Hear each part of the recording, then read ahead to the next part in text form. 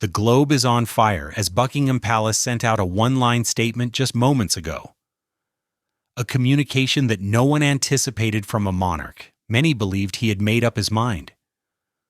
What the press had merely muttered in terror is confirmed by King Charles's statements. Prince Harry is rejoining the royal family. However, underlying this formal affirmation is a terrible betrayal Meghan Markle never imagined would be revealed. Make sure to subscribe so you don't miss any updates before we delve further into what this actually implies for the royal family. This wasn't a typical palace announcement, so it wasn't one of those innocuous remarks intended to placate the public and silence the media. This was the sort of statement where every single word has meaning. The kind that simultaneously makes the royal household hold its breath, drives advisors into emergency meetings, and throws workers into fear. The planet responded as if it had been anticipating this precise explosion from the moment it dropped. Social media exploded. Newsrooms went dark, and royal correspondents halted their work and hurried to their sources. Because in a single remark, the palace not only acknowledged Harry's homecoming, but it also revealed a chapter that everyone had thought would never be opened. And the response came right away. Crown supporters hailed it as a triumph, demonstrating the monarchy's continued ability to reunite with its lost son. This was not strong, according to critics, who referred to it as desperate. Damage control was the goal. Harry's supporters, who had previously applauded his departure from the royal lifestyle, were suddenly unsure of how to react. Because whether Harry was coming back was not the question. Why now was the true question. The public has been indoctrinated to think there was no chance of recovery for months. Harry has gone too far, they said. Too many intimate moments had been brought into the public eye. Interviews, films, novels, and hurtful remarks that not only attacked the organization but also hurt families had destroyed far too many bridges. King Charles, however, had just confirmed it. Furthermore, the confirmation itself wasn't the most terrifying aspect. It was the style of writing, because there was no warmth in this sentence. It was not sentimental. It sounded nothing like a father greeting his son at home. It sounded like a king giving orders, as if he had considered the ramifications and determined that this was no longer an option. Royal observers noticed it right away.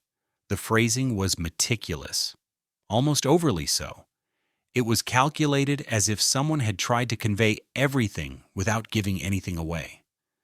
To the public, the sentence appeared straightforward, but to the palace it was a coded declaration of something much more significant. Charles seemed to be doing more than simply announcing Harry's return. Something had happened, and he was alerting the world. A sharp object. Something that cannot be undone. Something that turned Harry's return into a rescue mission rather than a reunion. Then there was stillness. It's the kind of quiet that speaks louder than any press release, because everyone was waiting for Meghan Markle's response as soon as the palace statement became viral. Just a hint, not even a statement. A reference, a verification, a rejection, anything. However, there was no sincere message, no encouraging quotation, no insider guarantee that was carefully leaked. There was only a strange, uneasy silence that didn't feel like privacy. Panic was the feeling. It seemed like someone was working behind the scenes, figuring out what to do next. The whispers began when they realized the story had changed beyond their control, and they weren't just any whispers or tabloid rumors. These were the murmurs that circulated like poison in royal circles. Silent at first, then without a stop. The kind from employees who have witnessed too much, from too knowledgeable pals, from insiders who hear things they should never hear again. People started speculating that Harry's comeback wasn't motivated by sentimentality. It was not motivated by regret. It was not motivated by love. Something unexpected set it off. Something that has a violent emotional effect.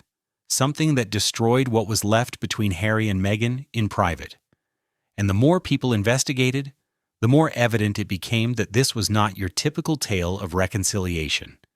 This was a royal emergency, because when a man like Charles, who is renowned for his restraint, control, and caution, publicly admits something this explosive, it can only mean one thing. The palace has determined that it can no longer conceal what is about to happen, and the real fear starts there. Because Harry's return to the royal family does more than simply alter his narrative.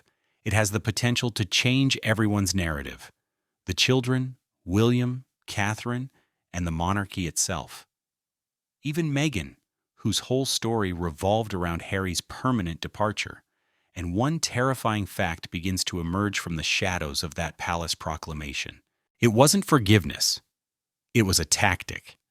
However, there is something considerably more explosive hiding beneath this royal decision's velvet curtain, a betrayal so intimate that it destroyed Harry and Meghan's trust in one another. It began with a private discussion and concluded with treachery on a worldwide scale.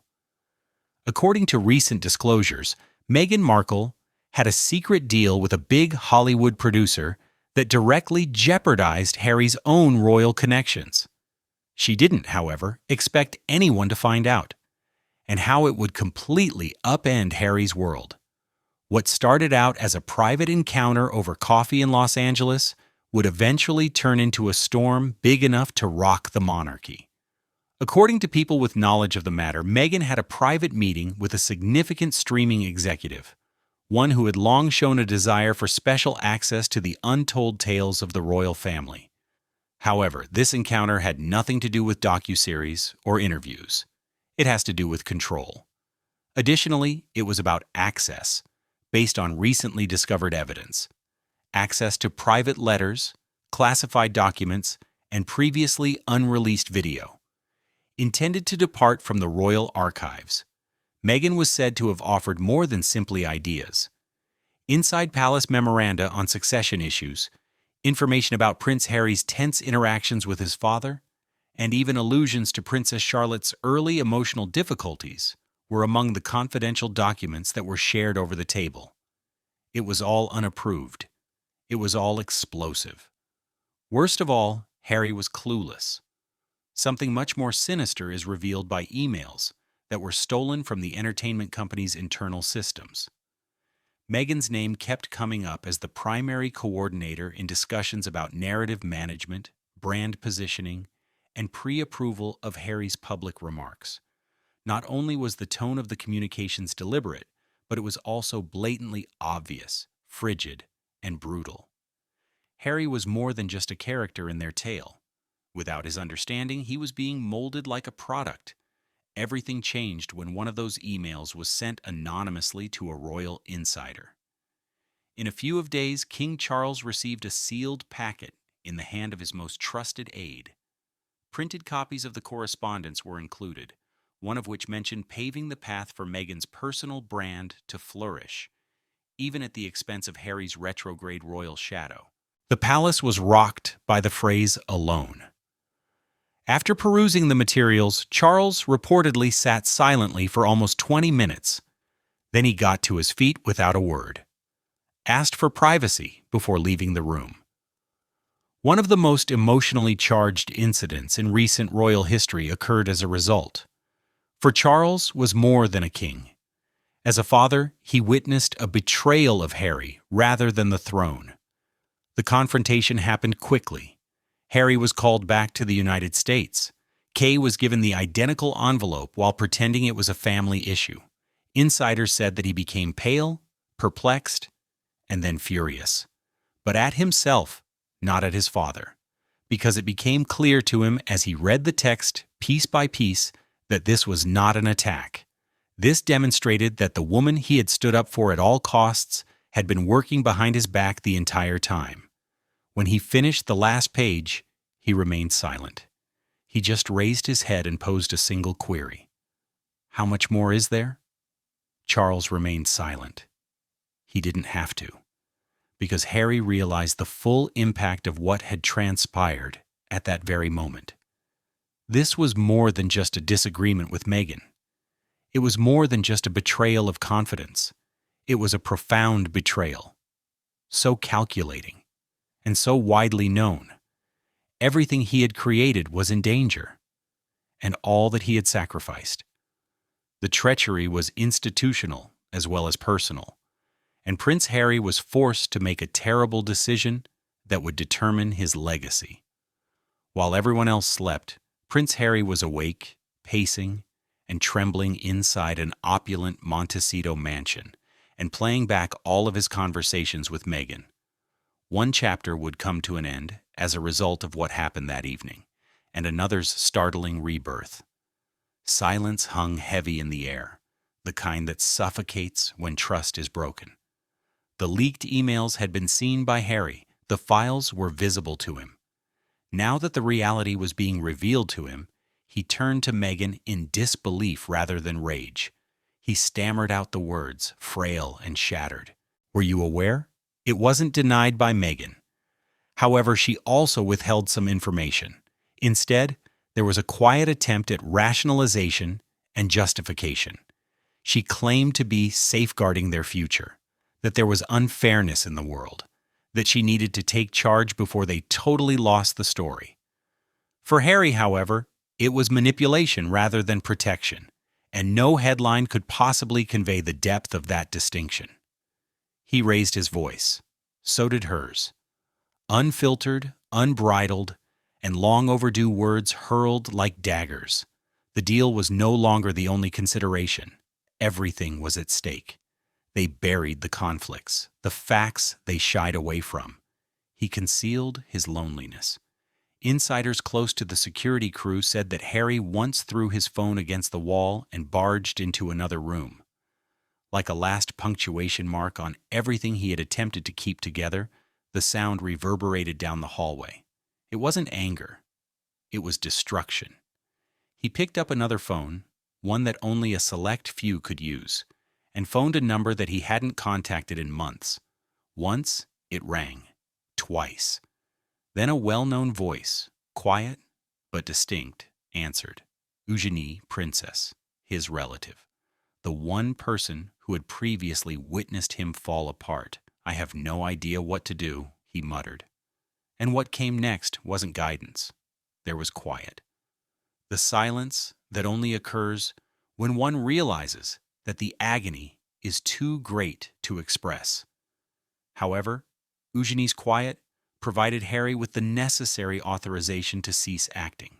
After hanging up, he made another call. It wasn't family by comfort this time. It was blood family. Direct, dangerous, royal. He gave Charles a call. His voice trembled as he said, "I need to talk to you." By themselves. There was a lengthy wait on the other end. However, the response was prompt. There was no scheduled call. AIDS was not used as a filter. The regular calendar did not record it. It circumvented all established royal protocol, because it was impossible to control what Harry was going to say. You couldn't spin it. It was impatient. And as a tense silence descended upon the home, Meghan took an unexpected action. She departed. Private staff noticed her sneaking out the side door at about 3:40 a.m. She was wearing a scarf and had tears in her eyes. She gripped the phone tightly.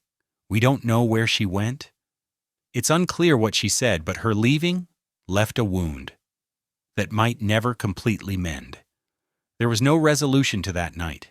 Silence, broken glass, and two individuals gazing at the ruins of a future they believed they controlled marked the end of it.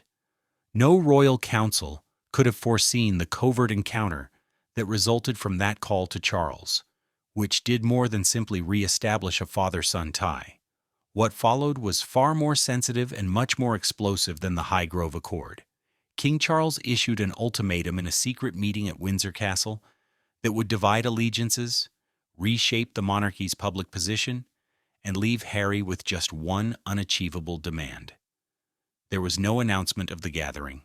There were just 4 people present: King Charles, Prince Harry, and 2 hand-picked aides, and no cameras or media. Reconciliation was not the point of this. The topic was realignment. Every document, email, and whisper connected to Meghan's purported back-channel activities had been examined by Charles. He was now prepared to render a verdict that would reverberate across history while seated across from his son. Charles remained silent. He made no threats. He merely laid out the words in their most basic form, brusque, icy, and unambiguous. There would be rigid regulations if Harry wished to regain his position next to the crown, restore what had been lost, and get back in. Initially, Meghan was out, barred from all upcoming royal engagements for good. There would be no state visits, no balcony shots, no shared appearances, and no subliminal comebacks. Her presence was deemed incompatible with the stability of the monarchy by the institution. Second, Harry would have to break off all current business ties with the United States. Every post-exit agreement from publishing to films would be examined. Many would also have to stop. It was because trust had been broken, not because the crown was afraid of being exposed. The palace could no longer take the chance of its reputation being exploited. Charles's words were followed by quiet. Harry, trembling yet calm, took a moment to answer. But the story was in his eyes. He had not anticipated this reunion. He didn't want to return to the family he had missed. He had to decide between the life he created and the legacy he was born into, because it was a conditional offer. Nevertheless, he reached for the pen after what seemed like hours.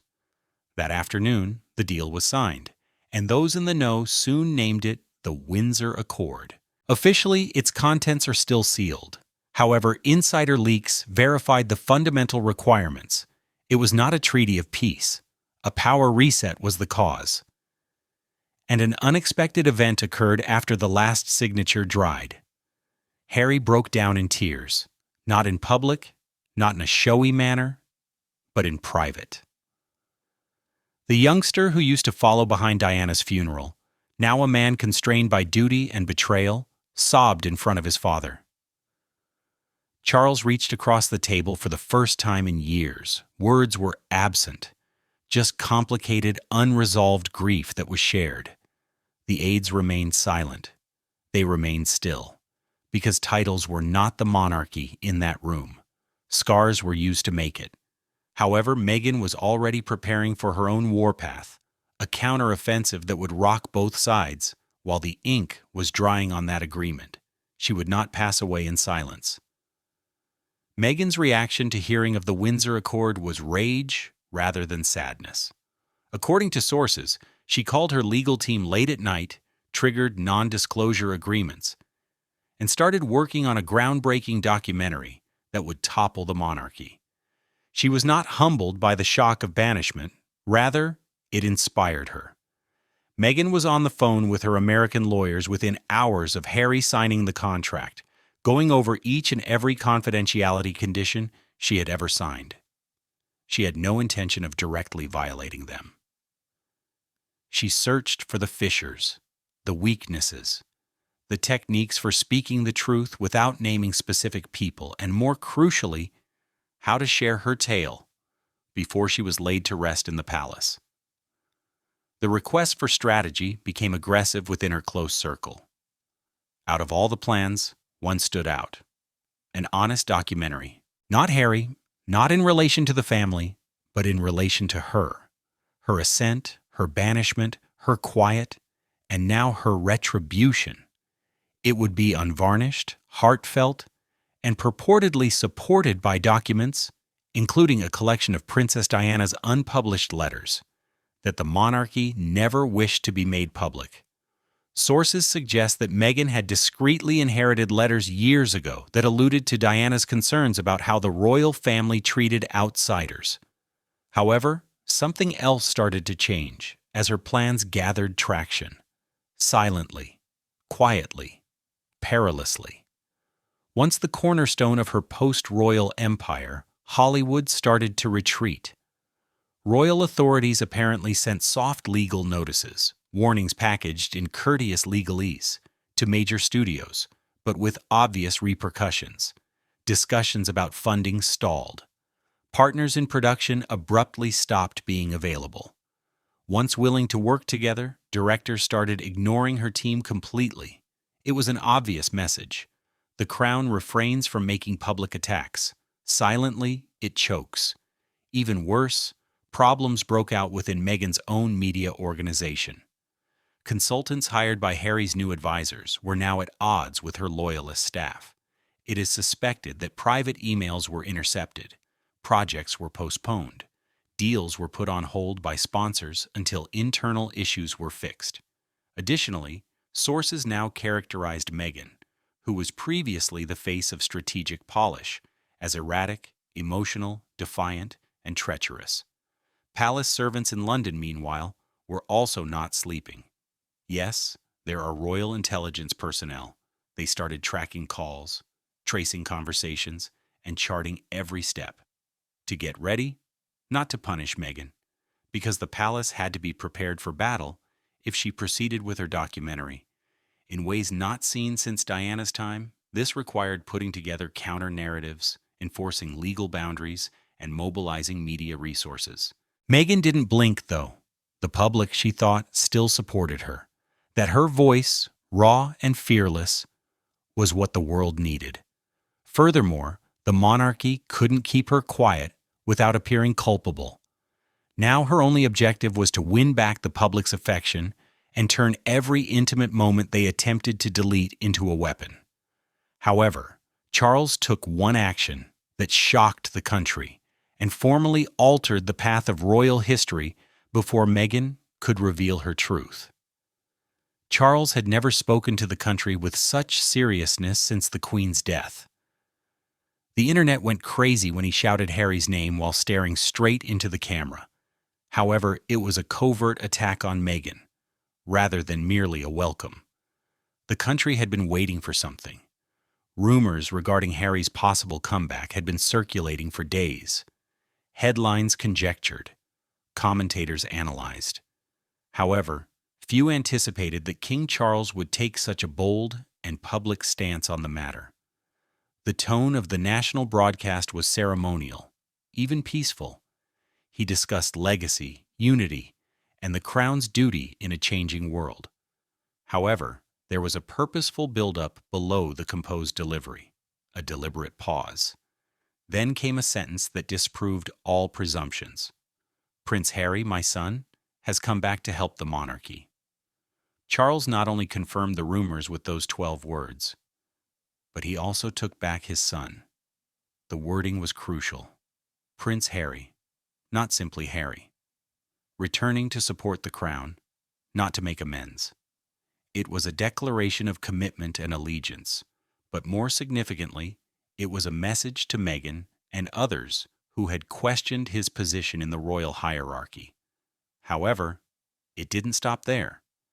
Charles went on to express gratitude to those who prioritized duty over ambition and family above celebrity. Like fog, the words hung there. He didn't give her a name. He was not required to. Everyone watching could see the implication. It was a message, sharpened like a blade and wrapped in velvet. Without once raising his voice, he delivered a regal scolding. Every newsroom in the nation had phones ringing as soon as the telecast concluded. To handle the aftermath, royal aides rushed.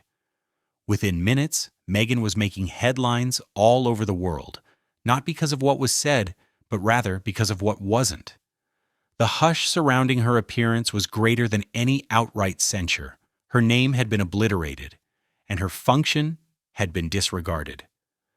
Reactions from media outlets were divided. Others commended the monarch for his courage and poise in resolving a contentious family dispute. He was accused by some of settling personal grudges by exploiting the throne. Debate erupted on social media. Calls for Meghan to be given a voice were trending alongside hashtags that praised Charles. Meghan's supporters said the palace had silenced her.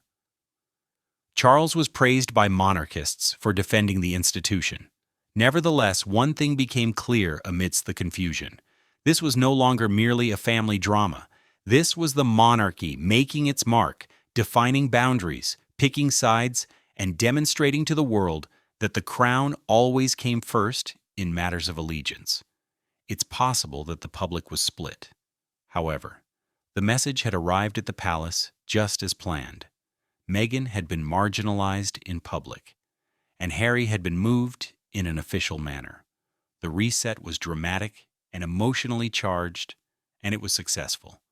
However, something much more intimate was taking place behind palace walls while Charles was triumphing on the public stage. One individual wasn't praising Charles's choice, even though everyone else was applauding it. The heir apparent, Prince William, was caught off guard.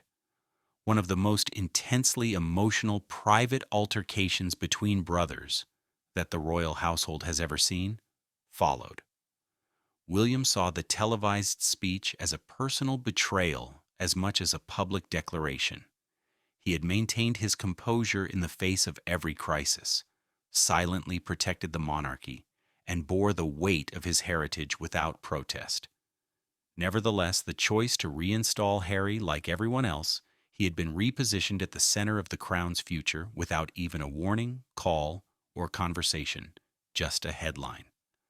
Unusual movement within Kensington Palace was reported by royal staff in the hours after the speech. The doors slammed.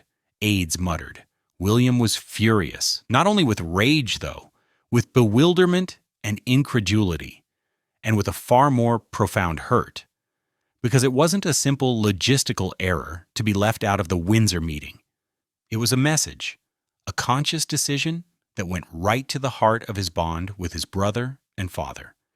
He confronted Charles with unadulterated emotion rather than with formality.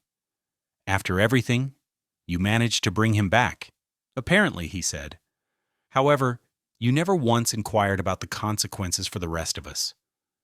Charles, calm but tense, offered no explanation, only the urge that Harry needed a way home before things got out of hand, that the crown needed to move quickly, and that speed was critical.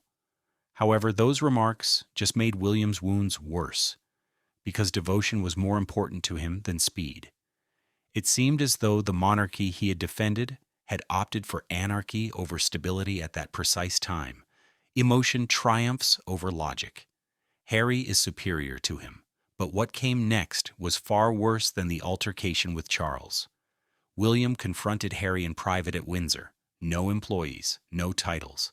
Standing on opposing sides of a flimsy royal wall now are only two brothers. What was different? William inquired. Or was I never sufficient in the first place? They didn't yell the words. They were said quietly. However, the burden behind them was too much to bear. What do you say when the reality is too complex to explain? That's why Harry didn't answer right away. There were rumors that Catherine was the one who told William to remain calm, to consider the long term, to refrain from creating a scene that would irreparably split the family. However, William didn't care about appearances. There was just one truth consuming him, that the organization he had supported since he was a little boy had taken a calculated risk and left out the next man in line. The palace rushed to keep the situation under control. Both households received advisors. Reporters were ready for leaks. They were unable to halt.